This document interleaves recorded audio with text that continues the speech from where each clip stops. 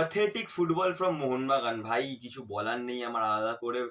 ফুটবলটা মানে এই সিজনে যে ফুটবলটা মোহনবাগান খেলেছে পুরো সিজন ধরে 10টা 11টা ম্যাচ হয়ে গেল আর 2টো ম্যাচ বাকি আছে, যে গোটা সিজনে যা ফুটবল খেলেছে কোনো প্যাটার্ন কিন্তু আমি দেখতে পাইনি মোহনবাগানের খেলাতে।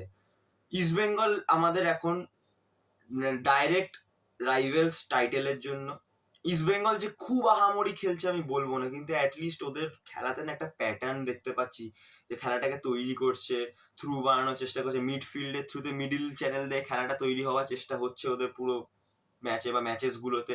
সেটা এভিডেন্ট বোঝা যাচ্ছে। মোহনবাগানের খেলাতে কোনো প্যাটার্ন নেই ভাই, জাস্ট মানে ভগবানের নামে খেলে যাচ্ছে মোহনবাগান। আমি জানি না কেন হচ্ছে এটা, একটা চ্যাম্পিয়ন টিম লাস্ট সিজনও ঠিক আছে হতে পারে, বাট ফুটবলিং সেন্স যদি তুমি মাথায় রেখে টিম না করো তাহলে এটাই হওয়ার ছিল।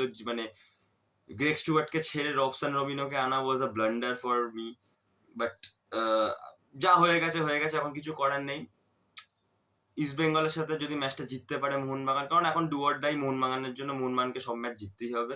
অ্যাটলিস্ট ডার্বিটা তো বেয়ার মিনিমাম জিততেই হবে, যদি কোনোভাবে টাইটেল জেতার স্বপ্ন এখনো মোহনবাগান টিমটা দেখে থাকে। তো তো এটাই হচ্ছে কথা, যে মোহনবাগান কে যদি চ্যাম্পিয়ন হতে হয় তাহলে ইস্ট বেঙ্গলকে হারাতেই হবে, আর ইস্ট বেঙ্গলকেও যদি চ্যাম্পিয়ন হতে হয় তাহলে মোহনবাগানকে হারাতে হবে। আর যদি মোহনবাগানকে হারিয়ে দেয় তাহলে তো সেদিনকেই ওরা চ্যাম্পিয়ন হয়ে যাবে। আর নিতুদার কথা কিন্তু মিলে যাবে। আজ থেকে 4 থেকে 5টা ম্যাচ আগে নিতুদা একটা প্রেস কনফারেন্স বা একটা মিডিয়ার বাইটে বলেছিল যে মোহনবাগানকে মেরেই কিন্তু আমরা চ্যাম্পিয়ন হতে চাই। তো সেটা কিন্তু ঘটে যাবে যদি ইস্ট বেঙ্গল 17 তারিখের ডার্বিতে মোহনবাগানকে হারিয়ে দেয়।